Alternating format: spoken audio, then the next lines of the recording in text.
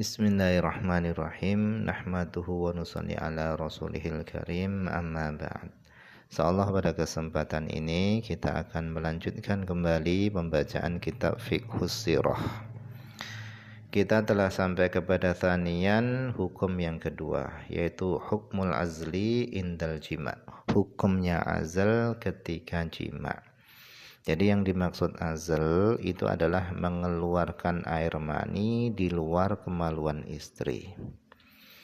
Au tahdidin nasl atau membatasi keturunan. Yang lebih populer di Indonesia dengan nama KB, yaitu keluarga berencana. Wa yattabi'u dzalika, dan mengikuti hukum azal itu adalah isqatun nutfah, menggugurkan nutfah, awil alaqati atau menggugurkan segumpal darah, qabla nafkhir ruh, sebelum ditiupkannya ruh, fiha pada nutfah atau alaqah.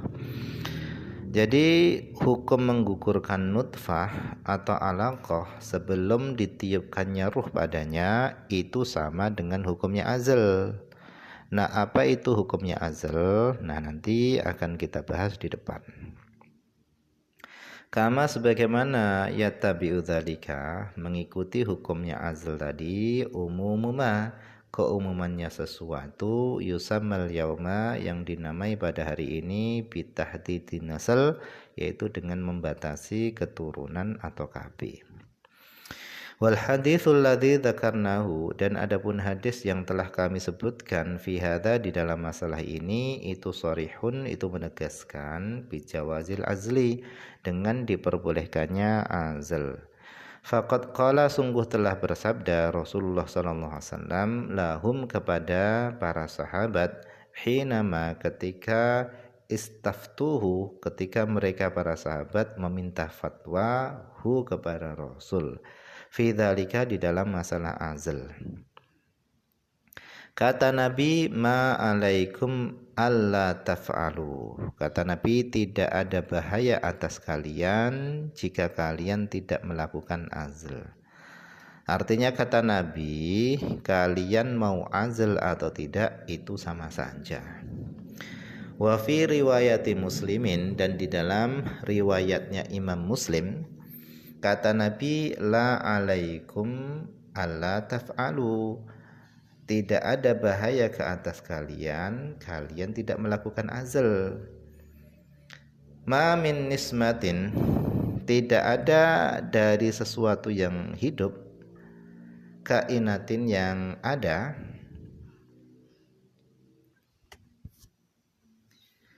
ila yaumil qiyamah, sampai hari kiamat, illa wahya kainatun, kecuali sesuatu yang hidup tadi itu pasti akan ada. Artinya makhluk hidup yang Allah telah tetapkan ada sampai hari kiamat itu tetap akan ada walaupun dihalangi.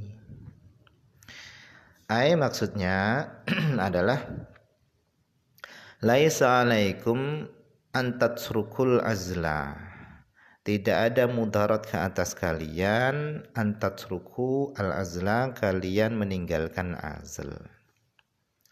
Li'annama, karena sesungguhnya sesuatu, qad qaddarallahu waqi'un, yang Allah telah tetapkan, yang Allah telah takdirkan, itu waqi'un, itu pasti akan terjadi. Jadi segala sesuatu yang Allah takdirkan itu pasti akan terjadi. La raiba fih, enggak ada keraguan padanya.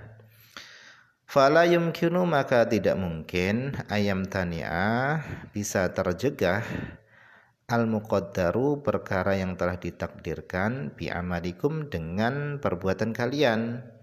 Jadi enggak mungkin bisa terhalangi perkara yang telah ditetapkan, perkara yang telah ditakdirkan bisa dihalangi dengan perbuatan kalian. Jadi amal kalian itu enggak bisa mencegah apa yang ditakdirkan Allah. Wa asrahu min hadzal hadis, dan yang lebih jelas dari hadis ini adalah ma rawahu syaikhun, yaitu hadis yang telah diriwayatkan oleh Imam Bukhari dan Imam Muslim an Jabirin radhiyallahu anhu, daripada Jabir radhiyallahu anhu. Annahu qala, bahasanya Jabir, beliau berkata, Kunna na'zilu ala ahdi Rasulillah. Dulu kami melakukan azal pada masa Rasulullah sallallahu alaihi wasallam, wal Quran, sementara Al-Quran itu yanzilu, itu turun.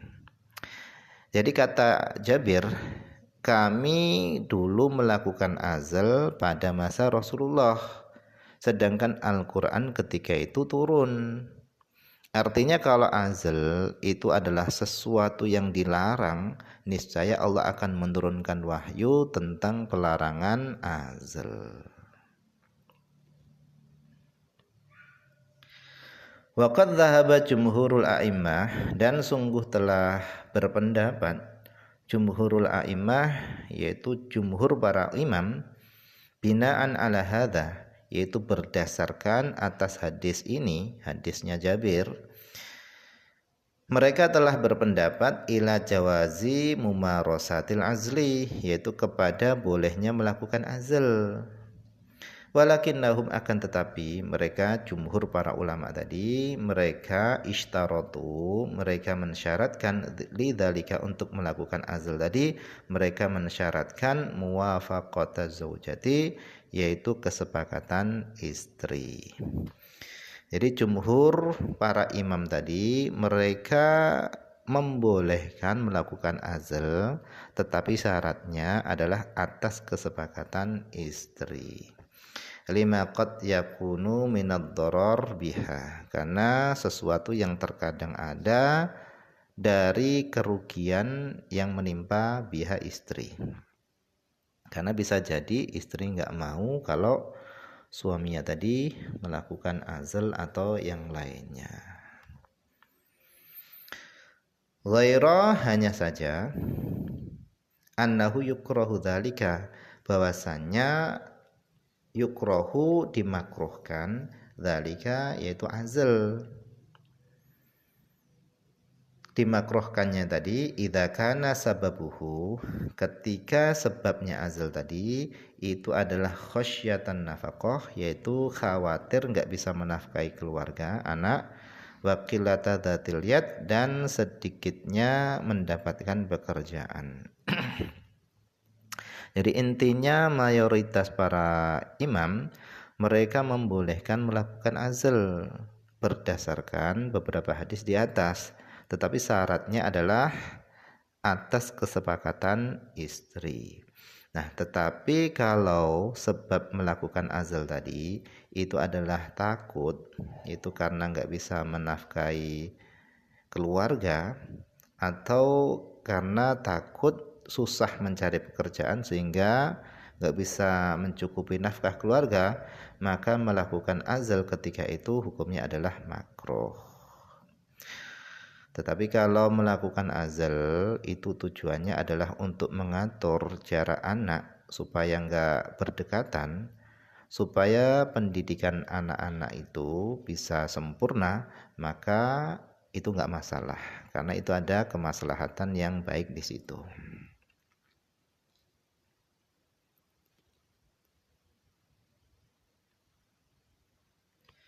Kemudian wa khalafa Ibnu Hazm al-jumhura. Wa khalafa, dan berselisih pendapat siapa Ibnu Hazm al-jumhura dengan jumhur ulama.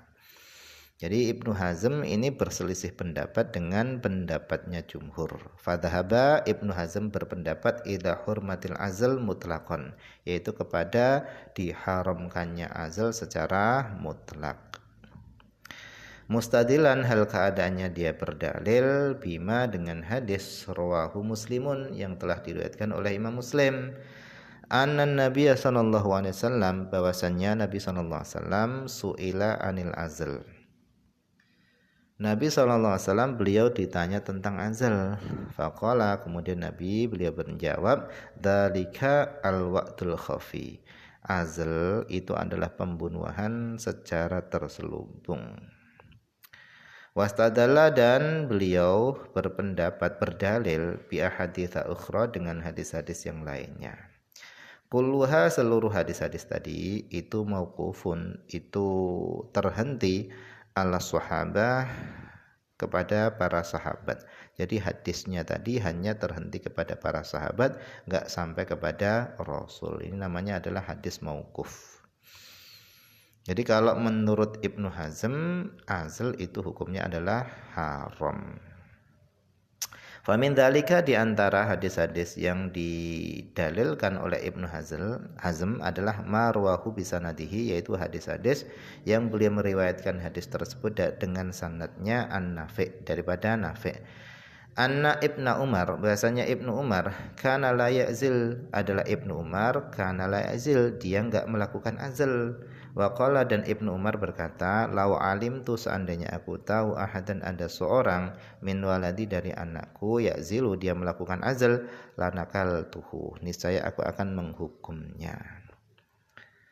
Wa minhu, dan di antara hadis tadi adalah marwahu, yaitu hadis yang beliau riwayatkan min tariqil Hajjat, daripada jalurnya Hajjat bin Manhal, anna Ali bin Abi Thalib, bahasanya Ali bin Abi Thalib, kana yukrohu al-azla, kana yakrahul azla, adalah Ali bin Abi Thalib, beliau tidak menyukai azl. Kesimpulannya, azl menurut jumhur ulama itu hukumnya adalah boleh. Hanya saja Ibnu Hazm dia sendiri yang mengharamkan azl. Nah, mungkin saja dulu yang bisa dibaca pada kesempatan ini, semoga ada manfaatnya.